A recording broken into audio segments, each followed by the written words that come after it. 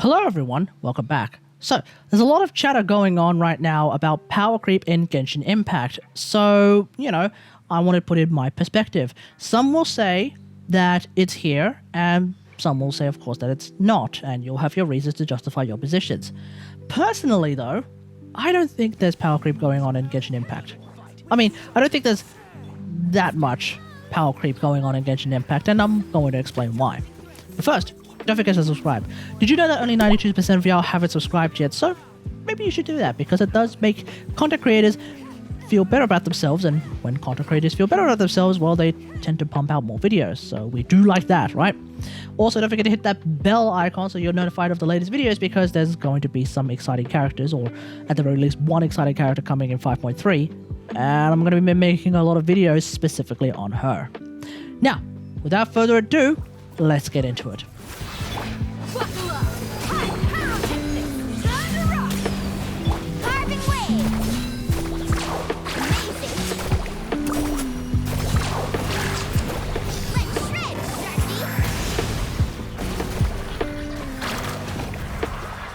The idea of power creep really comes from this idea that newer characters are just straight up stronger than older characters. And of course, one of the key points to look into is new characters out DPSing older characters. We have comparisons like Neuvillette versus someone like Ayator. Now, Neuvillette has a lot of DPS. This much is a fact. And he does end up overshadowing Ayator as an on-field DPS. But here's the thing. Ayator does something that Neuvillette straight up cannot, which is off-field hydro damage and hydro application, which effectively makes him significantly more versatile than Neuvillette. You can actually play Ayator in, well, Nilou teams, Dehya teams, if you want to play DPS Dehya. You can do that with Ayator, you can't do that with Neuvillette. That's the difference right there. So, if you want to think about Primogem efficiency, well, you have Ayator who can do on-field and off-field hydro DPS, not necessarily as much as Neuvillette, but still, you can still do that. Whereas if you want to do on-field and off-field hydro DPS with Neuvillette, well, you actually need to bring in someone like Farina. And that's how you get the Neuvillette team. Yes, of course, the Neuvillette team does a lot more damage than just a singular Ayator, obviously, but Ayator can do what it takes Neuvillette and Farina to achieve. See where I'm getting at with this, right? Now, it's not just DPS characters that come across this comparison. Support characters also have this comparison as well.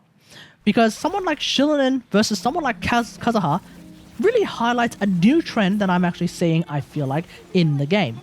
Because if you think about it, the numbers don't lie. It's not power creep. Kazuha's numbers are just straight up a little bit stronger than Xilonen's. But it's a little bit easier, if not a lot easier, to use Xilonen's buffs than it is to run Kaz's buffs.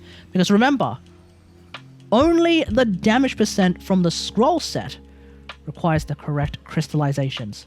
Whereas with Kaz's buffs, you need to swallow the right elements in order to get those buffs. For both of his buffs. Both the res rate and the damage percent, right?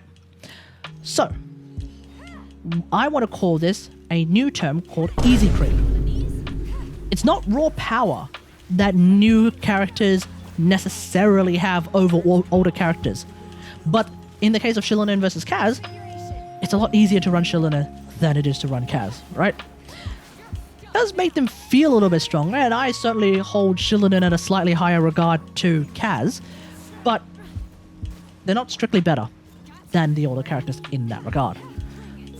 There's also another thing that happens as well when you're trying to talk about power creep, when you start to compare newer DPSs with some older DPSs like Walani versus Neuvillette, Kinich versus Alhaitham, hell, even Arlecchina versus Hu Tao sometimes. The thing is, these characters have A, completely different playstyles, and B, more importantly, completely different teams. And so at that point, I find it really hard to be convinced that, let's say, Molani power creeps Neuvillette. I don't think that's the case. And I'm not entirely sure if it's the reverse either. Because they have completely different mechanics, and because they have completely different teams.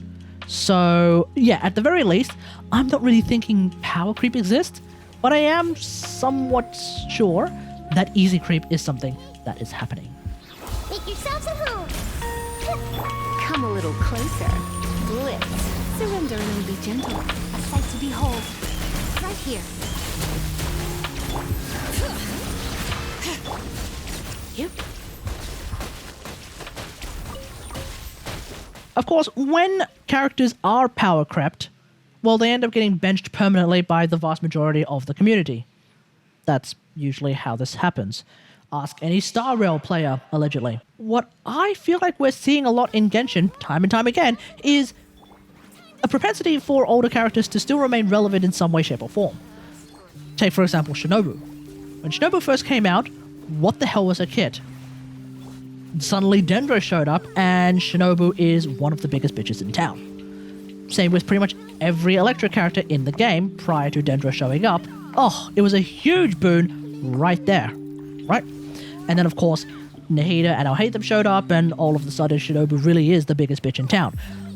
Furthermore, we have characters like Candace, who, when she first showed up, well, everyone was really struggling to figure out what they wanted to do with their Candace. Of course, I didn't have that problem because I played Candace in Nilo teams as an on-fielder. That's just what I did. But then, something happened. Enter Arlecchino. Because Arlecchino actually has quite a lot of use for C6 Candace. Being able to use the entirety of C6 Candace's kit in order to have really powerful AoE Hydro application, at precisely enough Hydro application as well, and it's AoE, which means when Arlecchino goes up against a lot of enemies, well, C6 Candace actually can apply more Hydro to, well, everyone, as opposed to the usual staples of Xingqiu Yuan. So that kind of happened, and that's really, really nice. And finally, we have Dehya. Because when Dehya first came out, well, everyone was, clowning on her. Even now, some people still clown on her, completely unnecessarily and, dare I say, incorrectly. And, of course, I will dive a little bit deeper into this later with, I guess, Volume 2 on the state of Dehya.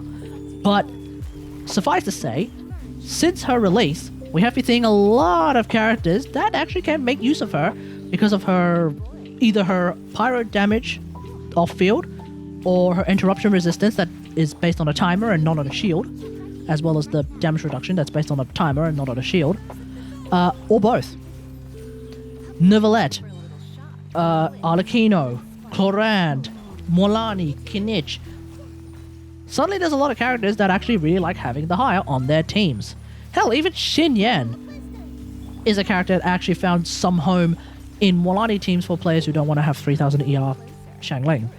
So, I think right now I'm actually feeling somewhat confident that someone's going to show up in the game that is going to make Shigvin suddenly meta in some meaningful capacity. I'm looking forward to seeing who that is. Maybe it's Marvel Weaker. I don't know. Maybe. I don't know. Look, we have been seeing a lot of meta shifts, but also we have been seeing the new characters that are strong, that can make use of older quote-unquote niche characters in a way that suddenly makes those older characters super relevant again. And that, to me, is another reason why I'm not feeling like power creep, at least in this regard, is happening in Genshin Impact. Right now, right here. Committed to memory, the Temple of Wisdom. The doctor was seen. Taking a turn for the best. And Shroud. Let's nip that in the bud. Roll. Right now. The doctor was seen. You can't see. I hear everything. Emerge. Committed to memory. One thing after. All that being said, I am somewhat convinced that there is one form of power creep that's kind of happening, and that's definitely in the realm of Constellations. Because newer character early Constellations are getting very impactful. So, for example, Chiori C1.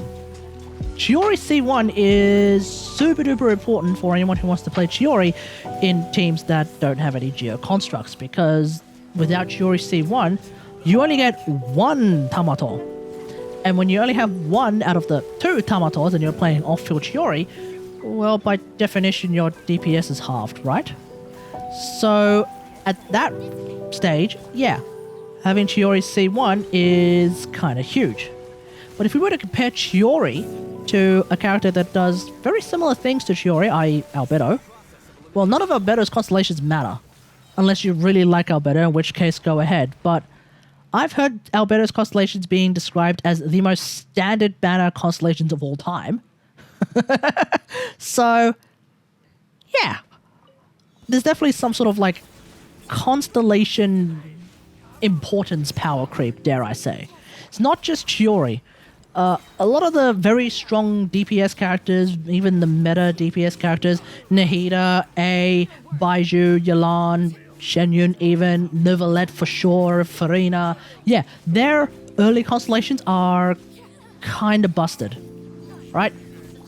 But that being said, I wouldn't say that this form of power creep is overwhelming, because with the possible exception of Baiju, Yalan, Shenyun C1s, because you get to use their skills twice per rotation without having to weave them in and do some random nonsense, I don't feel like those other constellations are super duper relevant. And yes, I'm including a C2, because there has been some chatter that the Raiden Shogun is no longer like strong without her C2, and as someone who played with her C0 for the longest time until I tried to get C6 Chevy, of course now I have C2A, and obviously C2A is very, very good, but C0A has always been really, really good. That's the deal. So I really don't feel like most characters' early constellations are actually that important. Now that's more like it. With the fall of darkness, destruction shall rise. Hear the echoes of have a taste of purgatory. Here comes the catch. Not bad. You've proven to be a worthy opponent after all. Spare your energy. Running is of little use. Everlasting as the moon. My blade is all that remains. Busted. Game's up. Let my name echo in song.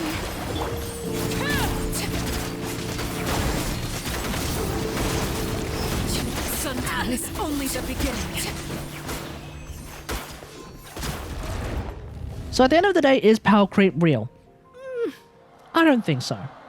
But EzCreep is. I really, really feel like EzCreep is happening, and it's probably going to happen when Bubble Eco drops. If you know, you know. Either way, older characters still remain very viable as long as you come up with some interesting team building options, and as long as you keep up with like the newest, freshest shenanigans, and maybe even the newest, freshest artifacts, because there's certainly some artifact power creep in some meaningful capacity. I feel like Genshin still keeps the balance more or less intact. Let me know about all of this in the comments below. Maybe there's a point that I made that you vehemently disagree. I'm sure you can yell and scream about that in the comments below. Let's get some battlefields going on in there. Alright, anyway.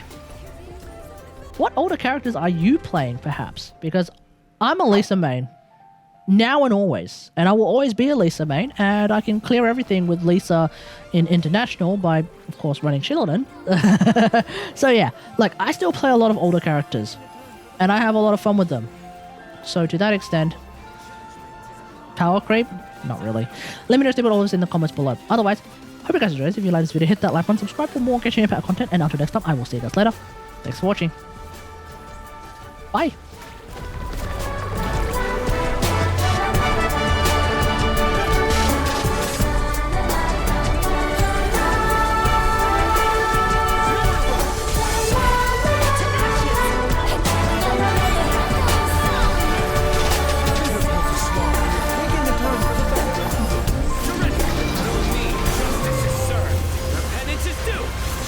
Guilty!